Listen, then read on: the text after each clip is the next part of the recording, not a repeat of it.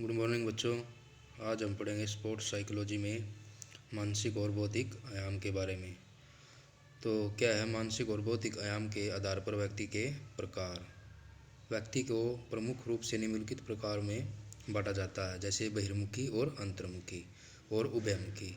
ये तीन चीज़ें हैं, तीन चीज़ों में बांटा गया है, बहिर्मुखी, अंतर्मुखी और उभयमुखी। तो पहला क्या है इसका, बहिर्मुखी। बहिर्मुखी वाले कौन से व्यक्ति होते हैं? जिनमें आत्मविश्वास अधिक होता है, वे दूसरों में अधिक रुचि लेते हैं, जिंदादिली एवं व्यवहारिक रूप के वे होते हैं, काफ़ी मिलनसार होते हैं भाई, वो जल्दी दोस्त बना लेते हैं।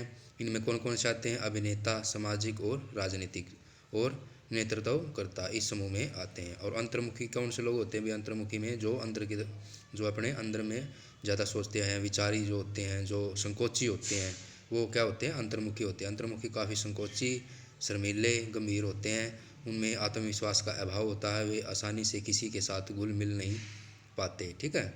और सामाजिक समारोह में क्या करते हैं? वो स्वयं को पृष्ठभूमि में रखते हैं। दार्शनिक, कवि, ये कौन, इसमें कौन कौन से आते हैं? दार्शनिक, कवि, कलाकार, वैज्ञानिक आदि इसमें वर्ग में आते हैं। और उभयमुखी भी, उभयमुखी क्या होता है? उभयमुखी इन दोनों का मिश्रण होता है। उभयमुखी क्या होता है? इन दोनों का मिश्रण होता है। इनमें ना तो ज़्यादा अंतर्मुखी होते हैं और ना ही ज़्यादा बहिर्मुखी होते हैं, ये दोनों के बीच की अनुकूलन स्थिति होती है, ठीक है। तो बिग फाइव सिद्धांत क्या है इनके बिग फाइव सिद्धांत। सबसे पहला क्या है? खुलापन। खुलापन में क्या है? बिग फाइव मॉडल का पहला कारक है खुलापन। वह कला एवं सौंदर्य के साथ साथ विलक्षणता के प्रति सामान्य प्रशंसा पर जोर देता है। उपयुक्त 5 कारकों में है भाई, ये 5 कारकों में बांटा गया है। पहला कौन सा है? कल्पनाशीलता। तो कल्पनाशीलता क्या है? इसमें क्रियाशील मानसिक एक्टिविटी, मानसिक जीवन एवं मजबूत कल्पनाशीलता, समृद्ध एवं रचनात्मक आंतरिक जीवन है भाई, ठीक है। कल्पनाशीलता। सौंदर्य क्या है? सौंदर्य, कविता, कला, संगीत से प्रभावित होकर कला एवं सौंदर्य की खूब प्रशंसा, ठीक है। कविता से, कला से, संगीत से प्रभावित होकर, ठीक है। और अनुभव क्या है? अपने स्वयं के अनुभवों एवं भावनाओं की ग्रहणशीलता लेना, ठीक है, भावनाओं का गहरा एहसास करना। तो इसका चौथा कार्य क्या है? चौथा कार्य भी कार्य है इसका, ठीक है, एक्शन। नई नई जगह घूमने जाना, नए नए तरह का खाना खाना, नई गतिविधियों का अनुभव करना, इच्छा, ठीक है। इस प्रकार से विचार, जिज्ञासा, दार्शनिक बहसों में, कठिन पहेलियों में मजा आता है इनको, ठीक है। मूल्य, अपने स्वयं के सामाजिक, राजनीतिक एवं धार्मिक मूल्यों का पता लगने का आकलन करने में आता है। इसमें भाई ये होता है आगे चलकर, जैसे कि उच्च अंक प्राप्त करना, हाई स्कोरर्स और लो स्कोरर्स। तो जो इसमें हाई स्कोर लेते हैं तो उसको क्या क्या बोलते हैं? उसको खुलापन में अधिक अंक हासिल करने वाले व्यक्ति बहुत सृजनशील होते हैं, वे नए नए विचारों एवं गतिविधियों के प्रति सहज रूप से सामान्य होते हैं। सामान्यतः वे आंतरिक रूप से समृद्ध एवं संतोषजनक जीवन जीते हैं भाई। वो क्या सबसे जो इसमें उच्च अंक लेते हैं, जो इनको इन बातों को फॉलो करते हैं, वो क्या कैसे होते हैं? वो संतोषजनक जीवन जीते हैं और विचारों को चिंतन एवं मनन से बीतता है उनका जीवन। तो भाई जो निम्न अंक प्राप्त करता है, लो स्कोरर्स होते हैं, उसमें क्या होता है? खुलापन में कमी अंक हासिल करने वाले व्यक्ति प्रारंगिक विचार, क्या इसमें प्रारंगिक विचार के प्रवृत्त होते हैं। सामान्यतः उनकी रुचियां अधिक संकीर्ण होती हैं, ठीक है। तो दूसरा क्या है इसमें बच्चों? कर्तव्य निष्ठा। कर्तव्य निष्ठा क्या है? इस मॉडल का दूसरा कारक कर्तव्य निष्ठा है, जो संगठनात्मक एवं दृढ़ता से जुड़ा है। कर्तव्य निष्ठा के 6 कारक बताए गए हैं। वही समता। क्षमता क्या होती है? जीवन की चुनौतियों एवं कठिनाइयों से जूझने की क्षमता, ठीक है। नियमितबद्धता क्या होती है? ऑर्डर, कार्यों के प्रति सुव्यवस्था एवं विविध अप्रोच व स्वच्छतापूर्ण जीवन जीना, ठीक है। अपने दैनिक जो दिनचर्या होती है वो क्या होती है? वो सही होनी चाहिए, नियमितबद्धता के अनुसार होनी चाहिए, डेली रूटीन अच्छा होना चाहिए हमारा, ठीक है। कर्तव्य प्राणत्य क्या होता है भाई? विवेक का उपयोग, अत्यंत व्यवहारिक मूल्य, ठीक है।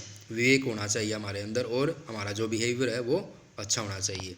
तो इसमें चौथा क्या है? कार्य सिद्धि, कड़ी मेहनत के लिए तत्पर और लक्ष्य के लिए मतलब तत्पर रहना चाहिए। स्व अनुशासन के सेल्फ डिसिप्लिन होना चाहिए, ठीक है। सूझबूझ क्या होना चाहिए? किसी भी कार्य को करने से पहले निर्णयों के बारे में ध्यान से सोचना चाहिए। इसमें वही बात आ गई फिर से, उच्च अंक प्राप्त वाले कौन से होते हैं हमें पढ़ना है विस्तार से, और निम्न अंक प्राप्त वाले कौन से होते हैं। तो तीसरा क्या आ गया? वही आ गया बहिर्मुखी। बहिर्मुखी वाले कौन से लोग होते हैं? जो मतलब मिलनसार होते हैं, जल्दी दोस्त बना लेते हैं, कम सोचने वाले होते हैं, ठीक है। ये इस प्रकार के होते हैं। इसमें कौन कौन से पार्ट आ गए? उत्साह, उत्साह, उत्साह क्या होता है, दूसरे लोगों के साथ आसानी से घुलना मिलना, स्नेहपूर्ण, मैत्रीपूर्ण, ठीक है। और सामाजिकता क्या होती है, दूसरे लोगों के संग में रहने की प्रवृत्ति, अकेले से परहेज करना, ठीक है। तो ये सारी क्या है, निश्चितात्मकता, गतिविधि, रोमांच की आकांक्षा और सकारात्मक भावना, ये सभी हमें क्या है इसमें पढ़ना बहिर्मुखी में।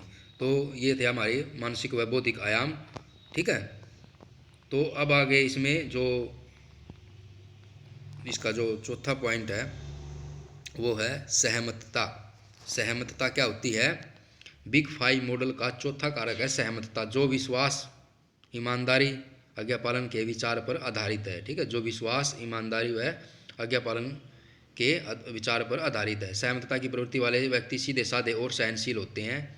तो कैसे होते हैं, उसके विश्वास, दूसरों को ईमानदार एवं नेक नियत मानने को परिवर्त, ठीक है। सीधा साधा क्या होता है, सीधा साधा, मान्यताओं एवं विचारों की अभिव्यक्ति में ईमानदार व सच्चे। परोपकारिता, दूसरों के कल्याण के लिए तत्पर रहना, दूसरों की सेवा करना, दूसरों की हेल्प करना, इस प्रकार से परोपकारिता होती है। आज्ञा का पालन करने वाला, आज्ञा पालन, विनम्रता, विनम्रता से बोलने वाला, कोमल स्वभाव, सहानुभूति पूर्ण एवं दूसरों का ख्याल रखने वाला होता है, ये इसमें आते हैं। तो इसमें उच्च अंक प्राप्त, हाई स्कोरर क्या होता है, सहमतता में उच्च अंक प्राप्त करने वाले जो लोग होते हैं वे अधिक कोमल व स्वभाव वाले होते हैं, ठीक है।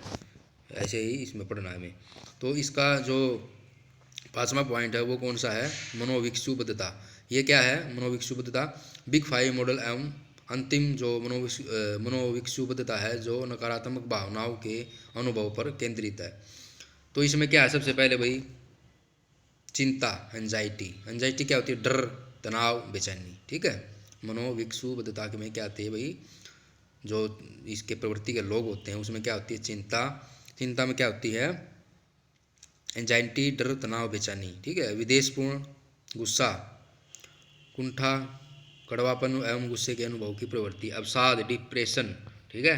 डिप्रेशन जैसे कमजोरी, ध्यान कम, एक जगह पर ध्यान कम लगना, एकाग्रता न होना, और उसमें मतलब खुशी न रहना, डिप्रेशन में रहना, ठीक है।